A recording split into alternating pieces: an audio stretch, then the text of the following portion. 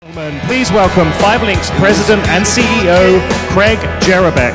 Sun beat down, I had the radio on, I was driving, trees went by, me and Del were singing, Little Runaway, I was flying. Good morning, 5LINKs. Didn't Jason do a good job? It's great to see all of you here in Orlando. We've got a huge group with us today, and we're always so happy to get everybody together to kick off another quarter of success. You know, I get up here and I have a pretty well scripted speech. But today I'd like to do something a little different with you guys. I'm going to take a risk today. I want to share a very personal story about my life and my career. Back in July, Platinum Senior Vice Presidents Frank and Nicole Kimbrough invited me to the regional in Chicago. When I arrived at the event, I had a talk ready to go like I usually do. But I sat in the back chatting with a few representatives, and I kept hearing a familiar refrain. Mr. Jerabeck, this business is hard. There are a lot of setbacks in this business. I didn't think it would take this much effort. You know, my reply was that there's setbacks and obstacles in any business or any pursuit in which you want to excel. I've yet to find a business that's easy. How many of our senior vice presidents and platinum senior vice presidents have lost reps or teams or entire legs of their business? It happens all the time. I know some of them, a number of them, have started over multiple times on their journey in 5LINKs. Ask any SVP or platinum, and they can tell you a story of the struggles it takes to get to the top of this business. The road to success isn't a smoothly paved, perfectly straight downhill road. It's a long uphill climb with lots of bumps and lots of curves along the way. While I was talking to the representatives in Chicago, I realized I'd never shared my personal story with the 5LINKs team. I never shared it mainly because I didn't like a lot of it. I didn't want to admit that I had failures and setbacks in my career. But after these folks shared their pain with me, I had to share my personal journey with them. I'd like to share that with you today.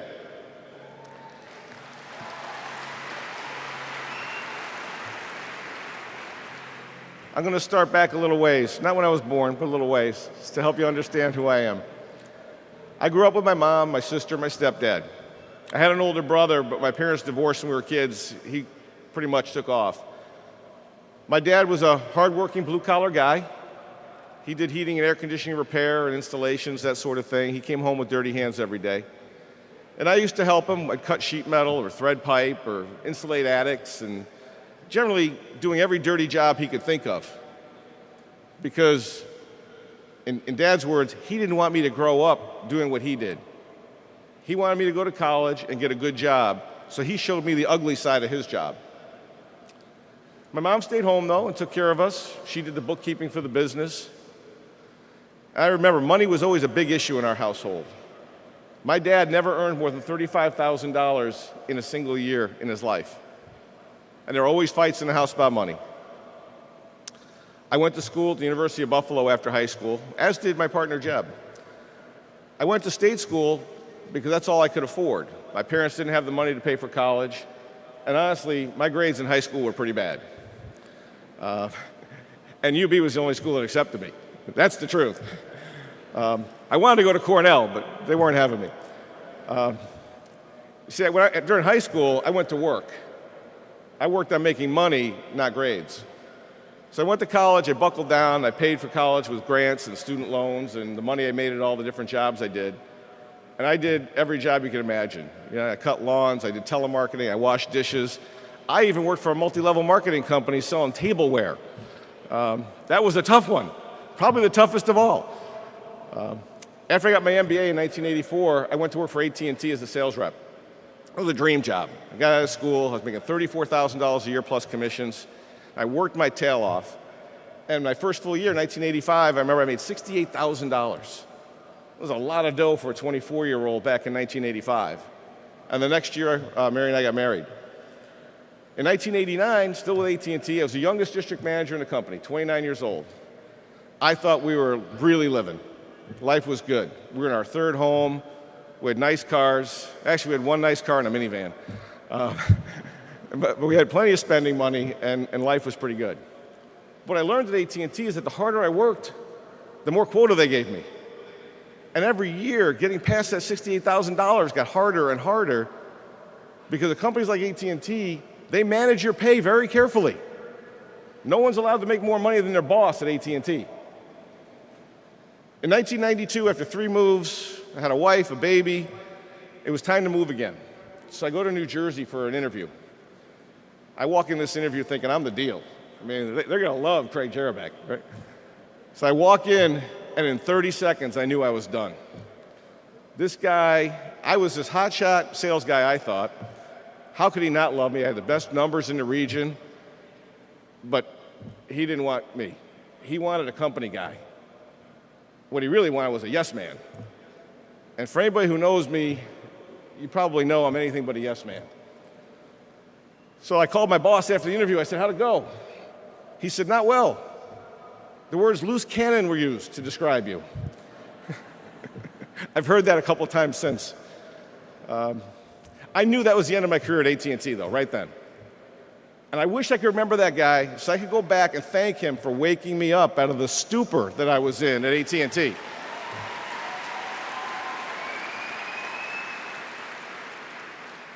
Literally 2 weeks to the day after I got home from that interview, I had a new job as a general manager for Cellular One in Rochester, New York. It was a great job, lots more responsibility, lots more money in an industry that was growing like crazy. The people I worked for were amazing. They gave you enough rope to hang yourself or to prove that you had what it takes to get ahead. 2 years later, they sold that company to Southwest Bell Communications, what we knew as Singular back then. SBC later went on to buy AT&T. I had already worked for one big phone company. I didn't want to repeat that experience. So I went to my new boss, Ray, and I said, Ray, I don't want to stay. I want to become an agent for this new company. Cell One was big on sales agents at the time, wireless stores. They were the beginning of that. But I had a big stay bonus coming to me if I stuck around. If I stayed for 6 months, I'd get $50,000. And I didn't want to lose that $50,000, but I knew I couldn't stay there. So Ray surprised me. He said, this is great. We're going to fire you anyway. You just saved us the trouble. This is a true story. Their plan was to fire every senior manager in that company and hire us all back at 20% less pay. That was the way they were going to pay for their new acquisition. But he did me a favor. He let me resign early, let me keep my stay bonus, and I used that money to open my first store with Cellular One. And that was September 9th of 1994.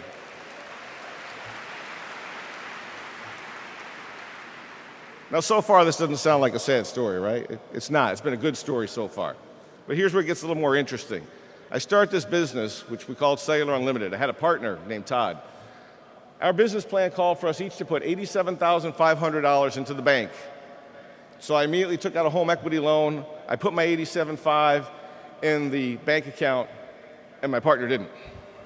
Now, I should have known that, right? That was the first sign of trouble, and that was a week in to the job. We started working. We worked early mornings. We worked late nights. We built 3 stores. We literally built them ourselves. We'd build them at night in the shopping malls. We'd start at 9:30 at night when the mall closed. We'd open up at 9:30 in the morning, and we'd work all day after we built these stores. And it was, exciting, exhilarating times. But after we bought the materials for the stores, the supplies, the inventory, paid the payroll, money got tight. So I asked Todd again to put his money in. He put in $11,000, not the $87,500. I said, where's the rest of the money? Just give me a couple more weeks. A couple more weeks, I'll have the money. I'm waiting to get it out of my 401k. It's not so easy. So now we roll into December. We had our 3 stores. We had 9 or 10 employees. By the way, I have to stop for a second. One of the original employees is sitting over here to my left. I'm going to make her stand up because Robin Hoffman has been with me for so many years. And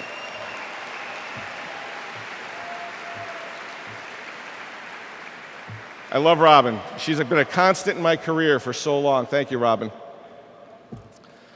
So we have these 3 stores, empty shelves, and no cash. And it was a warm December, that first December. There was nobody buying phones because it wasn't snowing. And back then, for those of you old enough to remember buying cell phones back in the early 90s, when it snowed, people bought phones like crazy. When it didn't, they didn't. But when it snows in Western New York, people get stuck on the highway. And then they come and buy our phones. So in mid-December, my partner comes to me and he says, I'm not putting my money in. He said, your plans are too big. You want to do too much. I just want one store and a simple life.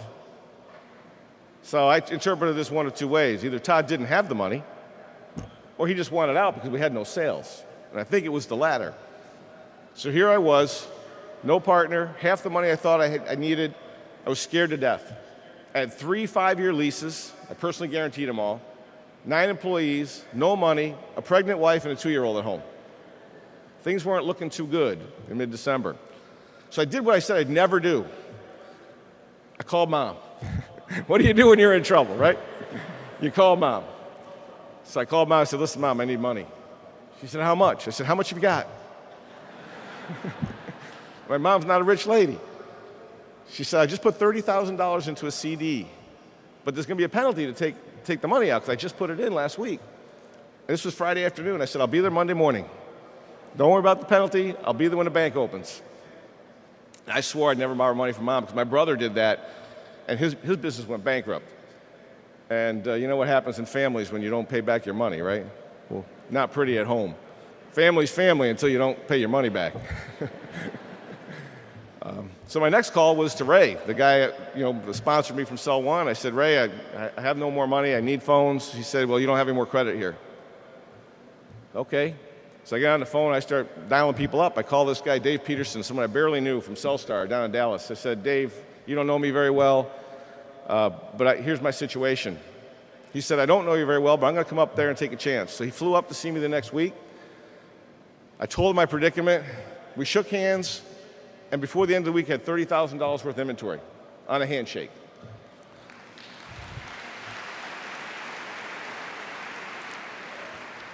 The next week, it snowed like crazy.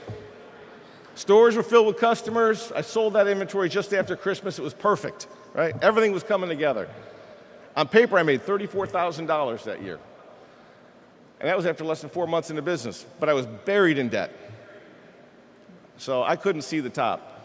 On January 2nd, my deal with my partner said I'm going to pay him back his money. I paid him his $11,000, borrowed that money. Did my tax returns in March.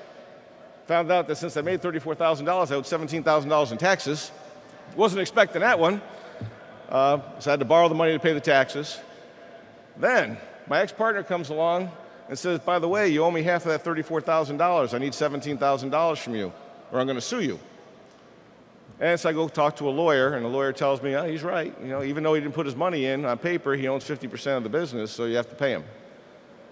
So very naive, right? I thought when we had that deal, I gave him back his money, we were done. We shook hands, it's all over, right? You didn't put your money in, you got your money back, we're out. So at this point, I have over $120,000 into the business. I hadn't taken a single dime in pay. I'm living off what we had in the savings and on the home equity loan.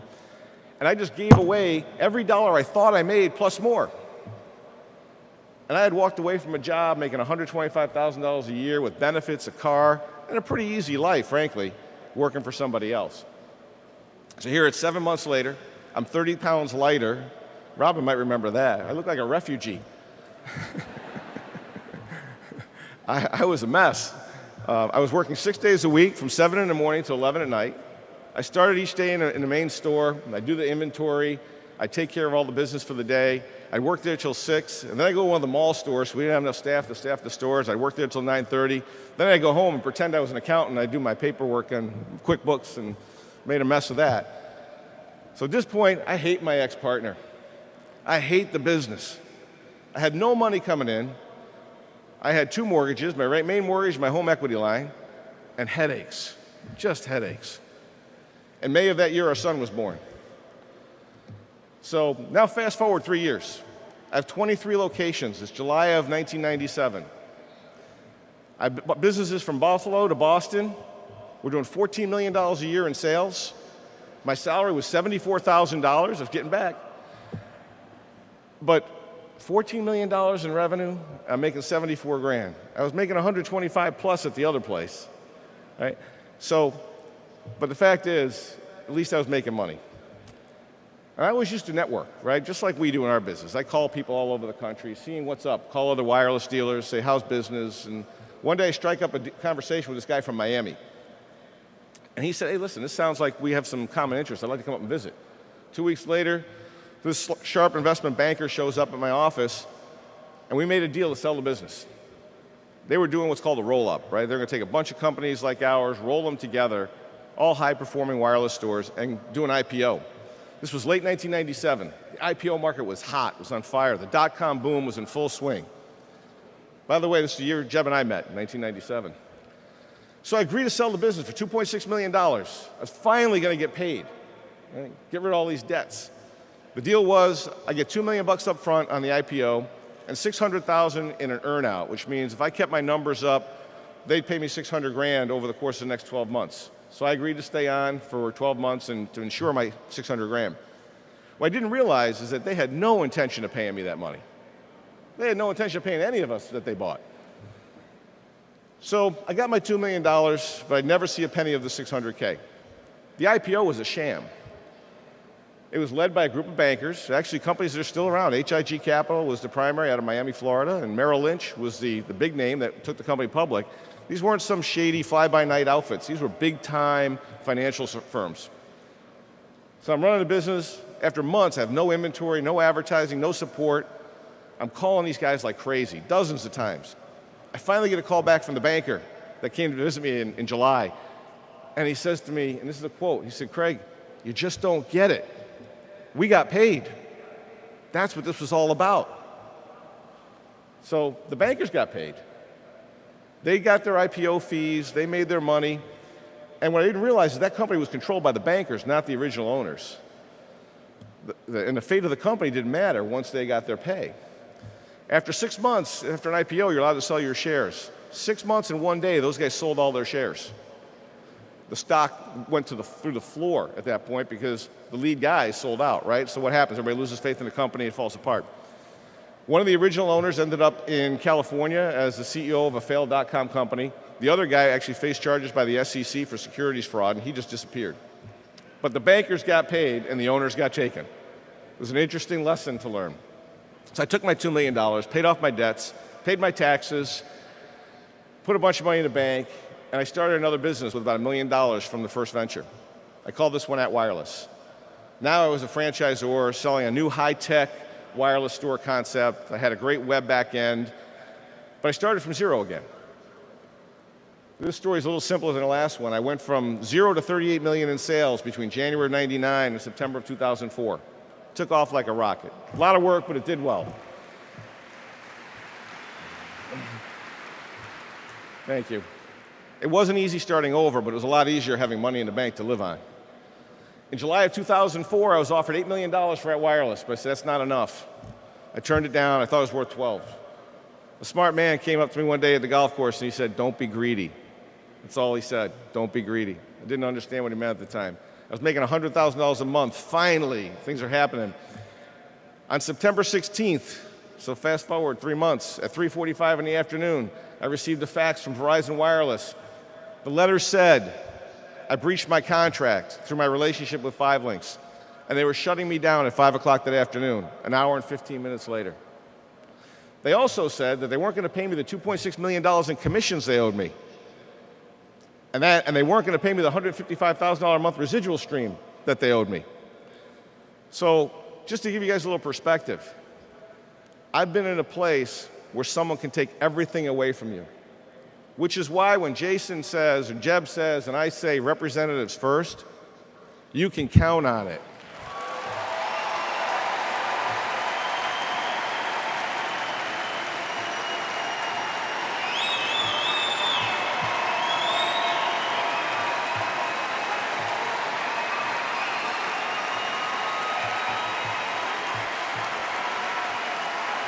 Thank you.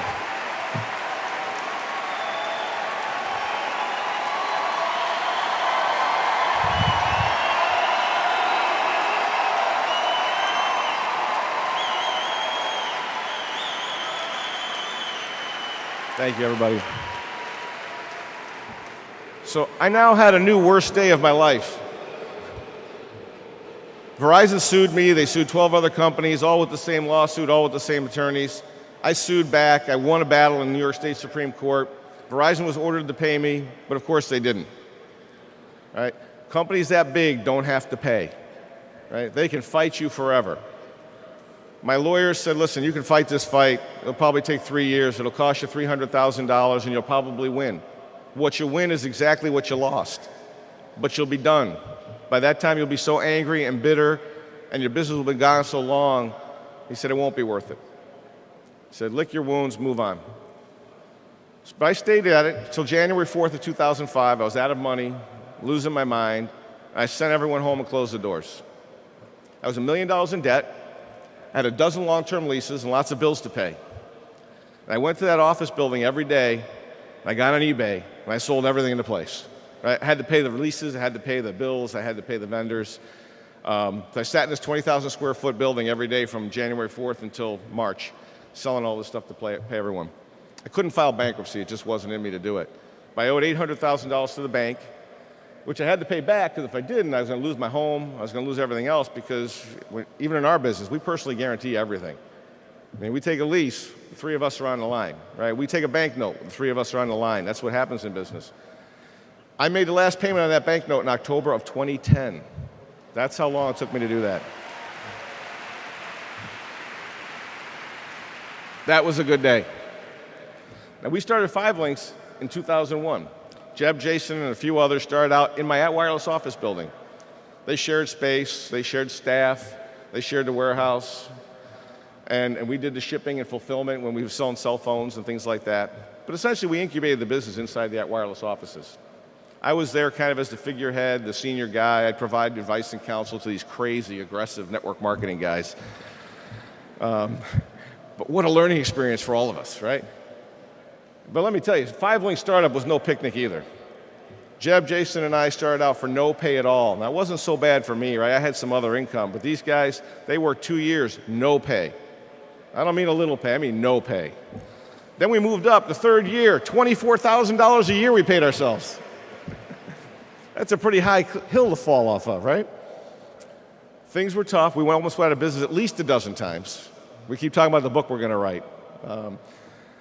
But these partners of mine, they weren't going to have going out of business.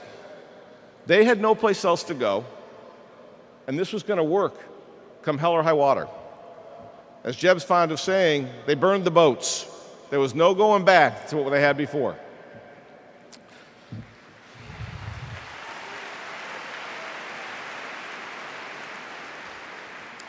So for a number of years, we were grinding, right? 2005, I finally shut down that wireless. The guy said to me, why don't you come in full time? But all I wanted to do was leave town. I was ashamed. I felt defeated. I just wanted to get the heck out of Rochester. Verizon had trashed my name. It was a bad time. But as they always do, they convinced me to do something I didn't want to do.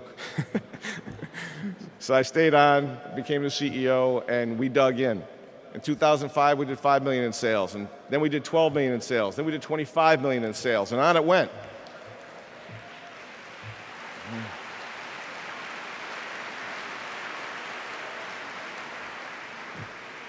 Now we have the audacity to talk about doing $1 billion in sales, and we're going to get there.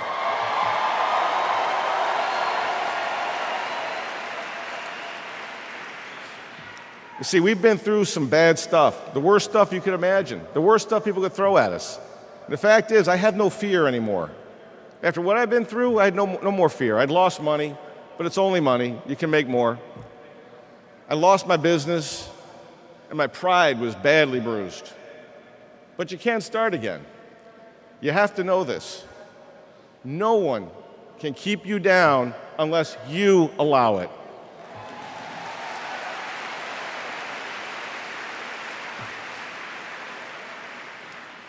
Robert Kiyosaki has a great quote. Losers quit when they fail. Winners fail until they succeed. It's the truest thing I've ever read. Successful people have something in common. They have a ferocious drive and hunger for success that doesn't allow them to give up. How many times we've heard the Michael Jordan story, right? He was benched in high school, right? He went on to become the most successful, I'd say the best basketball player and one of the wealthiest basketball players in history. Oprah Winfrey. How many of you know Oprah was told early in her career, "You're not fit for TV"? She didn't believe it, obviously. Oprah's now one of the most powerful women in the business world. Forget just the entertainment industry. She's created an empire worth billions and touched so many lives. So when things get tough in your business, don't quit. Don't let the naysayers knock you out. Don't let a job or business failure define you. Most of us don't have the natural talent of Michael Jordan or Oprah, but we can certainly emulate their work ethic.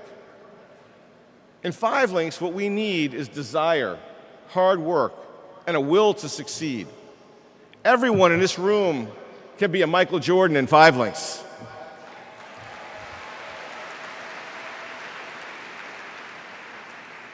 If you believe it, and you're willing to do the work, but you have to believe it, that's what separates the winners and losers in this business. But the fact that you're all here with us tells me that you guys are the winners.